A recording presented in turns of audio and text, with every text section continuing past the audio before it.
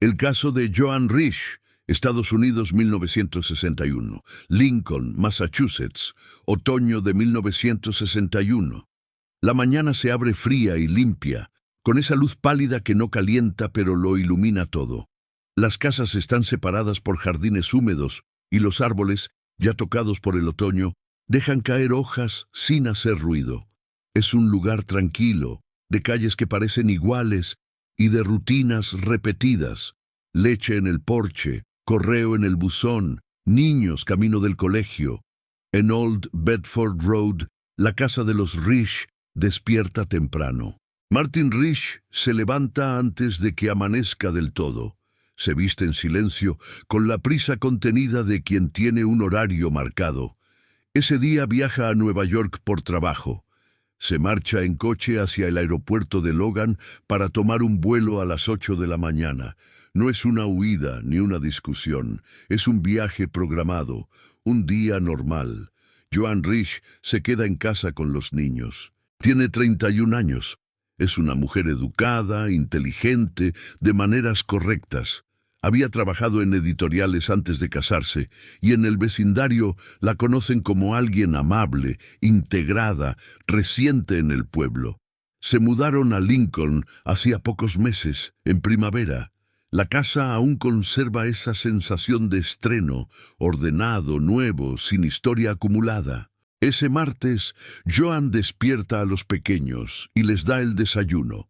Su hija Lillian aún es muy niña. Su hijo David, más pequeño, todavía depende de todo. El tipo de mañana que exige manos y paciencia. El tipo de mañana que se olvida al día siguiente. Más tarde, Joan cruza la calle con David y lo deja en casa de una vecina, Barbara Barker. Es un gesto sencillo, cotidiano, de esos que se repiten en barrios así.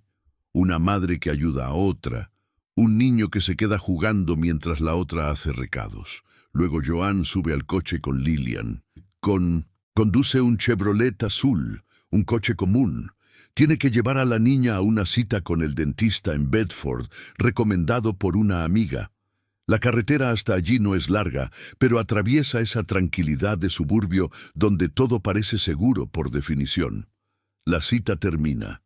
Joan hace un pequeño recorrido de compras después, paga en efectivo, vuelve a casa. En algún punto de la mañana, mientras ellas no están, alguien deja leche y correo en el porche. La casa recibe esas señales de vida normal, aunque dentro no haya nadie. Al volver, la rutina continúa. En la calle, los vecinos van y vienen. El día se sostiene sobre cosas pequeñas, puertas que se abren, coches que arrancan, conversaciones breves en el jardín. Nada anuncia nada. A primera vista, el 24 de octubre de 1961 no tiene grietas. En la casa de los Barker, Lillian se queda a jugar un rato con los niños de la vecina. David, el pequeño, vuelve a estar en su cuna, durmiendo o inquieto, según la hora. Joan regresa a su casa con la intención de hacer tareas domésticas, ordenar, preparar, continuar, un día más. Y entonces llega la última vez que alguien la ve con certeza. Alrededor de las 2:15 de la tarde, Barbara Barker mira hacia la ventana y observa a Joan subiendo con prisa por su entrada. Lleva algo rojo entre los brazos, como si lo sujetara con cuidado y a la vez con urgencia. Bárbara piensa que quizá está persiguiendo a uno de los niños o que se ha manchado con pintura. Es una imagen breve, una escena que dura segundos y se borra, pero esa escena se quedará clavada. Porque después de eso, nadie vuelve a ver a Joan de manera confirmada. El día sigue. En algún momento, una niña del vecindario, Virginia King, baja del autobús escolar y recuerda haber visto un coche extraño cerca de la zona. Un coche sucio, de 2 tonos, que no le resulta familiar. Otro vecino menciona que tuvo que parar para dejar que un coche diera marcha atrás desde una entrada cercana. Son detalles sueltos, piezas que no encajan todavía, porque a esa hora nadie sabe que hay que encajar nada. A las 3:40, Bárbara devuelve a Lillian a su casa creyendo que Joan está dentro.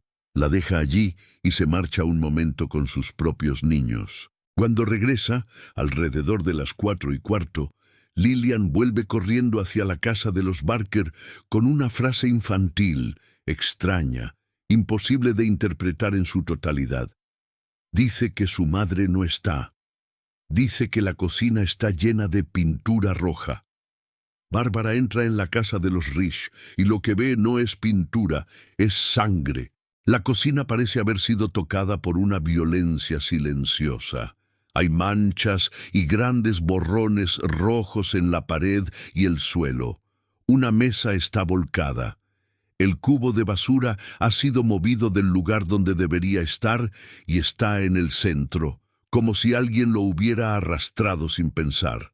El teléfono de la pared no está en su sitio. El auricular y el cable han sido arrancados y el aparato ha acabado dentro del cubo, como si alguien hubiera querido callarlo con rabia o con desesperación. La guía telefónica está abierta, expuesta, en una página de números de emergencia, como si alguien hubiera intentado pedir ayuda, o como si alguien hubiera querido que pareciera eso. Bárbara oye a David llorar. El pequeño está en su cuna, con el pañal sucio, abandonado en un llanto de necesidad básica. Ese detalle, doméstico, brutal, hace que todo sea aún más real. No es una historia, es una casa con un niño esperando. Bárbara llama a la policía. A las 4:33 el teléfono ya ha dado aviso. El primer agente llega rápido, en apenas minutos. Entra y ve lo mismo. Sangre, desorden, el teléfono arrancado, la cocina como escenario de algo que no se entiende. Busca por la casa. Piensa incluso, al principio, en una posibilidad terrible y simple. Que Joan se haya hecho daño a sí misma y esté allí, en alguna habitación, ocultada por el silencio. Pero no está. Joan Rich no está en su casa. Y sin embargo, la casa habla, porque la sangre no solo está en la cocina. Hay pequeñas gotas en la escalera, hay manchas en otras habitaciones, como si alguien se hubiera movido herido, o como si hubiera sido arrastrado, o como si la casa entera hubiera sido parte de lo ocurrido. Fuera, en el camino de entrada, hay un rastro de sangre que conduce hacia el final del driveway. En el coche de Joan aparecen manchas también, en un guardabarros cerca del parabrisas y en el centro del maletero. Son marcas que desconciertan. No cuentan una historia clara. Solo confirman que algo pasó y que no terminó donde empezó. Lo más extraño, para quienes miran con ojos entrenados, es lo que falta. No hay huellas ensangrentadas por el suelo de la cocina, pese al desorden y a las manchas. Como si quien se movió allí hubiera flotado, o hubiera tenido cuidado, o hubiera sabido exactamente dónde pisar. En una casa normal, a plena tarde, en un barrio tranquilo, una mujer ha desaparecido, y lo único que queda es una cocina marcada de rojo, un teléfono arrancado y un niño llorando en una cuna. La tarde continúa cayendo sobre Lincoln igual que cualquier otra. Pero desde ese instante, la calma del vecindario ya no será la misma. La noticia se extendió rápido por Lincoln, primero entre los vecinos más cercanos, luego por todo el pueblo. No era un lugar acostumbrado a la violencia. Las puertas solían quedarse sin cerrar. Los niños cruzaban jardines ajenos para acortar camino y las tardes transcurrían sin sobresaltos. Aquella casa rompía algo que hasta entonces nadie había cuestionado: la idea de seguridad. La policía acordonó la vivienda de los Rich. Los agentes comenzaron a recorrer cada habitación con cuidado, buscando un orden en el desorden. Tomaron fotografías, midieron distancias, señalaron manchas. La cocina fue lo primero. Allí estaba el centro de todo. Había sangre en la pared cerca del fregadero, salpicaduras en vertical, como si la cabeza de alguien hubiera sido golpeada contra una superficie dura. En el suelo, zonas arrastradas, como si un cuerpo se hubiera apoyado o hubiese intentado levantarse. La mesa caída no parecía accidental. El teléfono seguía dentro del cubo de basura. El cable estaba cortado, no arrancado por accidente, cortado. Eso llamó la atención. Alguien había querido impedir una llamada, o alguien había querido que pareciera que se había intentado llamar. La guía telefónica abierta reforzaba esa sensación. Los agentes miraron el reloj de la cocina. Seguía funcionando. La casa no estaba abandonada desde hacía horas. Aquello había ocurrido poco antes de que la niña regresara. Arriba, en el baño, encontraron algo más. En el lavabo había restos rosados diluidos, como si alguien se hubiera lavado las manos o intentado limpiarse sangre. También había una toalla húmeda. No era suficiente para borrar lo ocurrido, pero sí suficiente para indicar que alguien había tenido tiempo. Tiempo dentro de la casa después del primer momento de violencia. La escalera presentaba pequeñas gotas, no muchas, no un rastro continuo, solo lo suficiente para sugerir movimiento entre plantas, ni huellas claras, ni arrastres evidentes. Era una escena incompleta, como si faltaran piezas. Fuera, la entrada de coches mostraba otra parte de la historia. Las manchas en el Chevrolet azul de Joan no eran masivas, eran concretas. En el guardabarros delantero y cerca del maletero. No parecían producto de un accidente de tráfico. Tampoco encajaban con un suicidio inmediato en el interior de la vivienda. No había arma, no había cuerpo, solo una casa que hablaba sin terminar de contar. Los investigadores comenzaron con lo primero, la cronología. La última persona que había visto a Joan con claridad era Barbara Barker, a las 2:15 aproximadamente. La vio entrar deprisa. Después, silencio. A las 3:40, la niña estaba sola. Eso dejaba un margen de tiempo relativamente corto. Poco más de una hora. En ese periodo había ocurrido algo lo bastante violento como para dejar sangre en varias habitaciones, lo bastante controlado como para no dejar huellas evidentes, y lo bastante rápido como para sacar a una persona adulta de la casa sin que nadie escuchara un grito claro. Los vecinos fueron interrogados uno a uno. Una mujer afirmó haber visto a Joan horas antes en la mañana leyendo tranquilamente en el jardín con unas gafas oscuras. Parecía normal, sin miedo, sin prisa. Otro vecino habló del coche extraño, un vehículo viejo, de 2 colores, estacionado en una zona donde no solía haber visitas. No supo describir al conductor, solo recordó que no pertenecía al barrio. La niña del autobús escolar insistió en algo parecido. El coche estaba allí cuando ella bajó. No supo decir cuánto tiempo llevaba. No era una prueba, era una posibilidad. La policía también revisó el entorno inmediato. El bosque cercano fue peinado. Los caminos, los arcenes, los terrenos sin construir. Durante horas caminaron entre hojas húmedas, mirando al suelo, esperando encontrar un rastro que continuara la historia fuera de la casa. No encontraron nada, ni ropa, ni un objeto personal, ni un cuerpo. Mientras tanto, el marido, Martin Rich, fue localizado en Nueva York. Recibió la llamada en mitad de su viaje de negocios. Regresó inmediatamente. Cuando llegó, encontró su casa convertida en escena policial y a sus hijos en manos de vecinos y familiares. Fue interrogado. Explicó su salida por la mañana, confirmó su vuelo, confirmó sus reuniones. Los registros del aeropuerto y de la compañía aérea corroboraron su presencia. No había contradicciones en su relato ni posibilidad real de que hubiera estado en Lincoln a la hora de la desaparición. No había antecedentes de violencia doméstica, no había discusiones recientes conocidas. La familia parecía estable desde fuera. Aún así, los investigadores miraron en otra dirección, la propia Joan. Revisaron sus hábitos, sus amistades, sus lecturas, y entonces apareció algo que llamó la atención. John Rich había estado leyendo sobre desapariciones. Había sacado libros de la biblioteca relacionados con casos de personas desaparecidas y misterios sin resolver. También novelas con tramas de huidas y nuevas identidades. No era una prueba, pero sí un dato. Algunos investigadores comenzaron a considerar una hipótesis distinta. ¿Y si Joan había preparado su propia desaparición?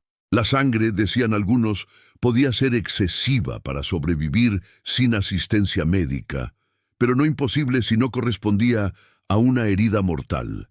La guía telefónica abierta podía ser una escena construida. El teléfono roto, una teatralización.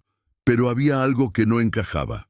La cantidad de sangre era demasiada para una simple simulación doméstica sin dejar rastros médicos posteriores. Y sobre todo, dejar a 2 hijos pequeños atrás no coincidía con ninguna planificación lógica de huida voluntaria. La casa no parecía un escenario cuidadosamente preparado. Parecía una interrupción, como si algo hubiera comenzado y terminado sin tiempo para completarse. La tarde cayó sobre Lincoln mientras la luz se apagaba en las ventanas. Los vecinos cerraron sus puertas esa noche. Por primera vez en mucho tiempo, comprobaron los cerrojos antes de acostarse. Y en la casa de los Risch, ya vacía, la cocina permanecía en silencio, un lugar donde algo había ocurrido. Pero nadie sabía todavía qué. Los días siguientes no trajeron respuestas, trajeron relatos. Al principio fueron comentarios aislados, frases dichas con duda, recuerdos que nadie había considerado importantes hasta que la policía preguntó. Después empezaron a encajar en una línea temporal inquietante. A unas pocas millas de la casa, en una carretera secundaria, un hombre dijo haber visto algo aquella tarde. Conducía despacio, sin prestar demasiada atención, cuando distinguió a una mujer caminando por el arcén. Iba tambaleándose ligeramente. No parecía una caminata normal. Lo que le llamó la atención no fue solo su forma de moverse, sino su aspecto. Llevaba un vestido claro manchado, oscuro en algunas zonas, como si estuviera mojado. El hombre pensó primero en barro. Luego, al pasar junto a ella, comprendió que no era barro, era sangre. La mujer sostenía algo contra su cabeza, como si intentara presionar una herida. No levantó el brazo para pedir ayuda, no miró directamente al coche, solo continuó caminando con un paso irregular, constante, como si tuviera un destino fijo en la mente. El conductor no se detuvo. No pensó en un crimen. Pensó en un accidente doméstico, en una caída, en una discusión quizá. En 1961, nadie imaginaba fácilmente un secuestro en mitad de la tarde en un barrio así. Continuó su camino. Más tarde, cuando escuchó la noticia por la radio, avisó a la policía. No fue el único. Otra mujer afirmó haber visto a alguien parecido caminando cerca de la Ruta 2A. Recordaba un pañuelo o una tela en la cabeza. Recordaba la ropa manchada. Recordaba la sensación incómoda de haber presenciado algo que no encajaba en una tarde normal. Los investigadores tomaron nota. Las distancias coincidían. El tiempo también podía encajar dentro del margen posterior a la desaparición. Si aquella mujer era Joan, entonces había salido viva de la casa. Pero entonces surgía la pregunta principal. ¿Por qué caminaba sola y herida en lugar de pedir ayuda en la primera casa cercana? La zona no era completamente aislada. Había viviendas, comercios, teléfonos. Bastaba detener a un coche. Bastaba llamar a una puerta. Sin embargo, nadie recibió esa llamada. Nadie escuchó un golpe en su puerta. Nadie atendió una petición de socorro. La búsqueda se amplió. Se organizaron batidas en los bosques cercanos, voluntarios recorrieron terrenos pantanosos, se inspeccionaron pozos abandonados, zanjas, arroyos. Durante días, hombres y mujeres caminaron formando líneas, mirando al suelo paso a paso, esperando encontrar algo definitivo. No encontraron a Joan. Mientras tanto, la policía regresó una y otra vez a la casa. Revisaron la cocina con mayor precisión. La distribución de la sangre sugería un primer impacto cerca del fregadero. Las salpicaduras verticales indicaban un golpe en la cabeza, no necesariamente mortal, pero sí fuerte. El rastro en la escalera sugería que Joan había intentado moverse después, quizá subir, quizá huir. En el baño, la limpieza parcial indicaba consciencia. Alguien había intentado detener el sangrado o recuperar el control. No era un ataque fulminante. Había habido un intervalo, y entonces aparecía otra pregunta. Si Joan estaba herida pero consciente, ¿quién la sacó de la casa? No había señales claras de arrastre hacia el exterior. No había huellas nítidas en la entrada. Solo pequeñas manchas cerca del coche. La puerta principal no estaba forzada. No faltaban objetos de valor. No había indicios claros de robo. Algunos investigadores empezaron a considerar una posibilidad inquietante, que Joan hubiera salido por su propio pie, acompañando a alguien, quizá obligada, quizá amenazada, quizá en estado de shock. Los libros que había estado leyendo volvieron a aparecer en la conversación: novelas de misterio, historias de desapariciones, nuevas identidades. La idea de una huida voluntaria volvió a ponerse sobre la mesa, pero cada vez resultaba más difícil sostenerla. Había demasiada sangre para una simple representación, demasiado desorden para una escenificación precisa. Y sobre todo, demasiado silencio después. Si Joan hubiera huido, habría necesitado ayuda, dinero, transporte. No había evidencia de ninguno de esos preparativos. No retiró dinero del banco. No contactó con amigos lejanos. No hubo cartas ni llamadas posteriores. Nada. La tarde de su desaparición fue la última vez que alguien pudo situarla con certeza en el mundo. El pueblo empezó a cambiar. Las conversaciones bajaron de tono. Los niños dejaron de cruzar solos los jardines al anochecer. Las puertas empezaron a cerrarse con llave, no porque hubiera pruebas de peligro inmediato, sino porque la ausencia de explicación era peor que cualquier certeza. La casa de los Rich quedó vacía durante un tiempo, y cada vez que alguien pasaba frente a ella, miraba la cocina, como si todavía pudiera encontrarse allí una respuesta. Pero la casa no volvió a hablar. Con el paso de las semanas, la investigación dejó de ser solo una búsqueda y se convirtió en una reconstrucción. Ya no se trataba únicamente de encontrar a Joan, sino de entender qué había ocurrido dentro de aquella casa durante aquella hora en la que nadie miró. Los investigadores volvieron una y otra vez a la escena.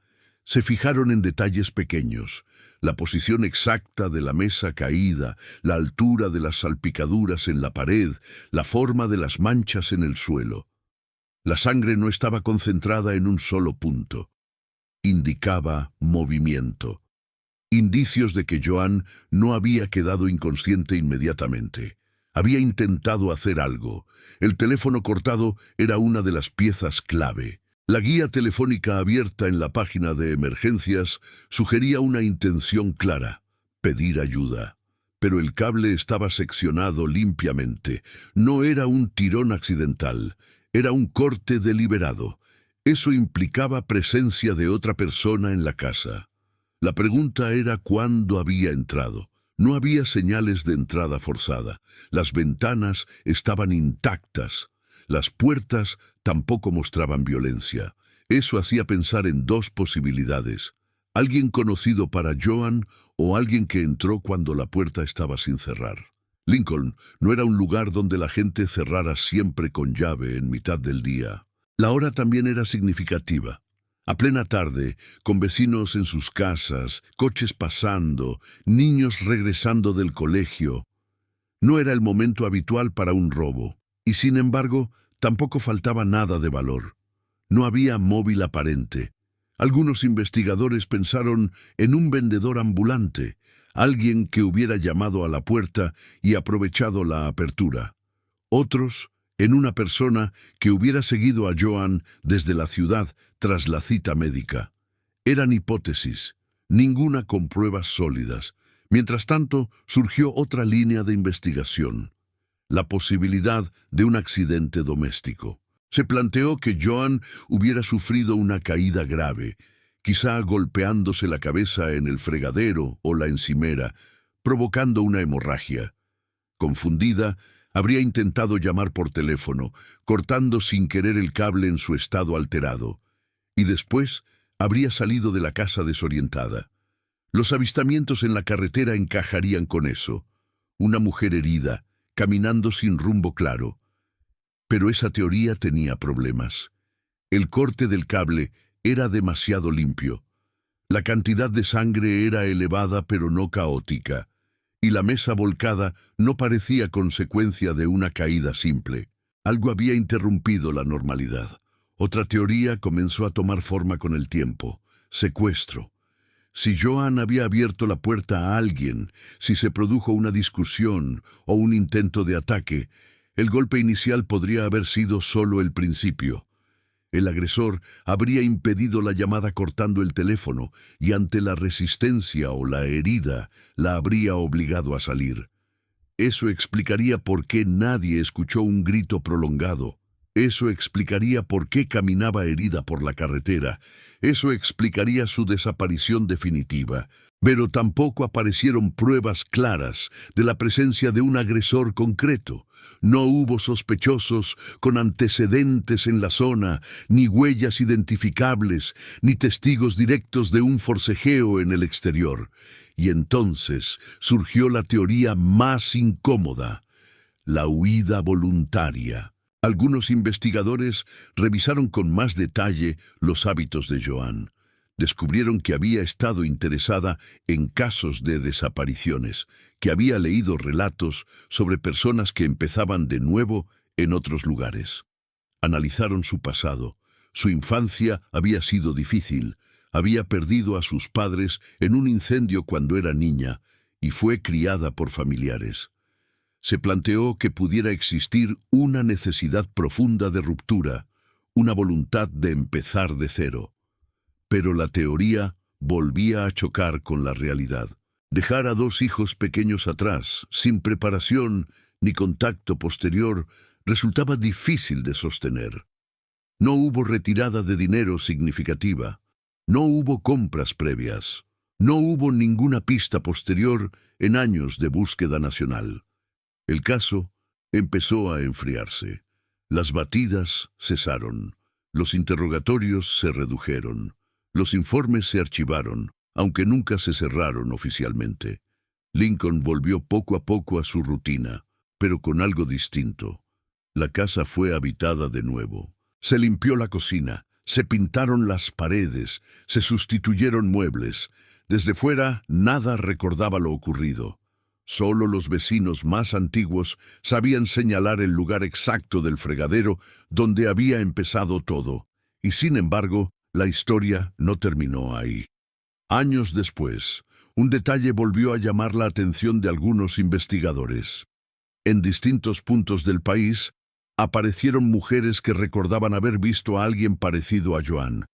No eran identificaciones firmes. Eran impresiones. Una mujer en un motel, otra en una cafetería, alguien que evitaba preguntas. Ninguna pudo confirmarse. Ninguna se sostuvo. El tiempo pasó.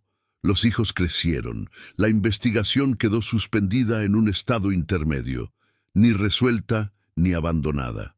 Joan Risch no fue declarada muerta oficialmente durante mucho tiempo, simplemente desaparecida. Y la pregunta permaneció igual que el primer día: ¿salió de su casa acompañando a alguien o salió sola, herida, y nunca encontró ayuda? Nadie pudo responderla. Los años pasaron. En Lincoln, las estaciones siguieron repitiéndose sin tener en cuenta lo ocurrido. El otoño volvió a cubrir los jardines de hojas, el invierno endureció la tierra y la primavera devolvió a los niños a las calles. El pueblo continuó, como continúan los lugares cuando una historia no tiene un final claro. Pero la desaparición de Joan nunca se marchó del todo. No se hablaba de ello cada día, pero tampoco se olvidaba. A veces alguien nuevo preguntaba por la casa. Otras, algún vecino antiguo señalaba sin querer la ventana de la cocina mientras contaba la historia en voz baja. Siempre había un detalle que cambiaba, un recuerdo que se discutía, una teoría distinta. Sin embargo, los hechos principales permanecían intactos. Una mujer sola en su casa a plena tarde, un golpe violento, un intento de llamada de auxilio interrumpido, y después nada, ni rastro, ni despedida, ni confirmación. La policía nunca encontró un cuerpo, nunca encontró un sospechoso sólido, nunca pudo demostrar un secuestro, pero tampoco una huida voluntaria. Solo quedaron hipótesis. Algunos investigadores con los años se inclinaron hacia una explicación más simple. Alguien llamó a la puerta, un desconocido, quizá un vendedor, quizá alguien que buscaba una dirección, quizá alguien que simplemente aprovechó una oportunidad. La conversación se volvió tensa. Hubo un forcejeo. El golpe en la cabeza no fue mortal, pero sí suficiente para debilitarla. Joan intentó llamar. El teléfono fue inutilizado, y después fue obligada a salir de la casa. Eso explicaría a la mujer caminando por la carretera, herida, desorientada, todavía viva. Explicaría por qué no gritaba shock, amenaza o miedo por sus hijos. Explicaría por qué nunca llegó a pedir ayuda. Pero era solo una reconstrucción. Otros nunca abandonaron la teoría de que había salido por su propio pie, confundida tras el golpe, caminando sin rumbo, alejándose cada vez más de la zona habitada hasta que el bosque o la noche hicieron el resto. Una desaparición sin testigos, sin crimen, sin culpable. Y aún así había algo difícil de aceptar en esa versión, porque nadie volvió a verla, ni en hospitales, ni en carreteras lejanas, ni en ciudades cercanas. Ninguna identificación posterior resistió el paso del tiempo. Ninguna llamada anónima condujo a un hallazgo. Simplemente dejó de existir para el mundo aquel 24 de octubre de 1961. Sus hijos crecieron. Su marido continuó su vida. El pueblo envejeció, pero la historia quedó suspendida en ese instante concreto. Una cocina en silencio, un teléfono cortado y un niño llorando en una cuna. Hay casos que terminan con un juicio, otros con una confesión. Y luego están los que se quedan abiertos. El de Joan Risch pertenece a estos últimos. No hay tumba confirmada, no hay culpable, no hay última palabra. Solo una tarde tranquila que dejó de serlo y una puerta que alguien abrió sin saber que nunca volvería a cerrarse del todo. Y hasta hoy nadie ha podido explicar con certeza qué ocurrió dentro de aquella casa. La desaparición de Joan Risch sigue oficialmente sin resolver. Gracias por acompañarme una vez más en Sombra Negra Oscura. Si esta narración te ha hecho pensar, suscríbete, dale like y comparte el vídeo para que estas historias no queden enterradas en el olvido. Gracias por acompañarme una vez más en Sombra Negra Oscura. Te espero en la próxima historia. Adiós.